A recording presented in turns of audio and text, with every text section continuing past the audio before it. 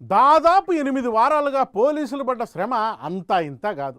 దాదాపు 2 నెలలు సెలవులు లేకుండా మన బావు కోసం పనిచేసిన పోలీసులకి ముందుగా సెల్యూట్ చేద్దాం. ఈ 2 నెలలుగా కంటి మీద కునుకు లేకుండా డ్యూటీ చేయడంతో కాస్త రెస్ట్ ఇద్దామని రొటేషన్ పద్ధతి మీద వీక్లీ ఆఫ్లు ఇవ్వాలని హైదరాబాద్ నగర కమిషన్ నిర్ణయించారు. అలా డెప్యుటేషన్ మీద డ్యూటీలోకి దిగిన కుర్ర పోలీసు ప్రదీప్ని అడిగి మరిన్ని వివరాలు తెలుసుకుందాం. బాబు ప్రదీప్, మాస్క్ కట్టుకోకుండా రోడ్డు మీదకి రావద్దని చెప్పాంగా, వినరా? తంతేగాని వినరా? ఏ ఒక్కరిని వదిలే ప్రసక్తే లేదు. వేసేయడమే మామూలు పోలీస్ అనుకుంటున్నారా?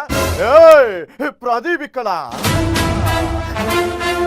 డ్యూటీ మరి ఇంత స్ట్రిక్ట్గా చేయనక్కర్లేదేమో అనిపించే లెవెల్లో చేసేస్తుంటాడు కాబట్టి ఈయన తేడా పోలీసు అన్నారు.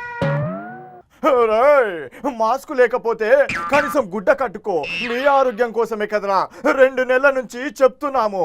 వినిపించుకోరే, లోపలేసి కుమ్మితే గాని మీకు అర్థం కాదు. మళ్ళీ మమ్మల్ని తిడతారు.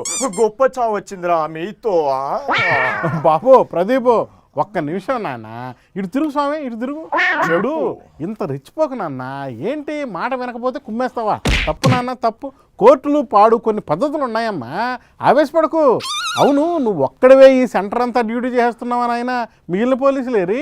హాయ్ కత్తి గారు, దాదాపు 2 నెలలుగా మా పోలీస్ అన్నలు సెలవు కూడా తీసుకోకుండా ఒక్కొక్కరు డబుల్ డ్యూటీలు, త్రిబుల్ డ్యూటీలు చేశారు కదా.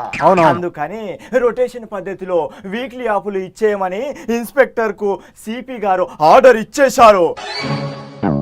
మరి ఇంతకాలము మన కోసం వాళ్ళు నానా కష్టాలు పడ్డారు కదా.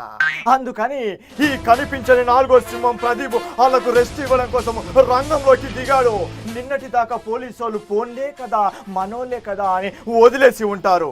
ఇప్పుడు ప్రదీప్ ఇక్కడ ఎవరైనా తేడాగా కనిపించాడు.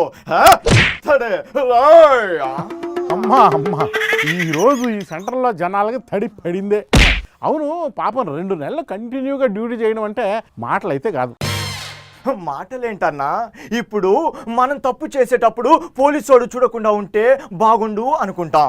వేరే వాడు తప్పు చేసేటప్పుడు పోలీసోడు నిద్రపోతున్నాడేంటని అరుస్తాం. అది మన వీక్నెస్ అన్నా.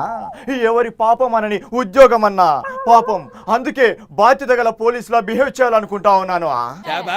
అంతేలే. కానీ నువ్వు పోలీస్ డ్యూటీ గురించి పడుతున్న తపన గురించి వినగానే నాకెందుకో జనం మీద విపరీతమైన జాలేస్తూ ఉంటుందయ్యా.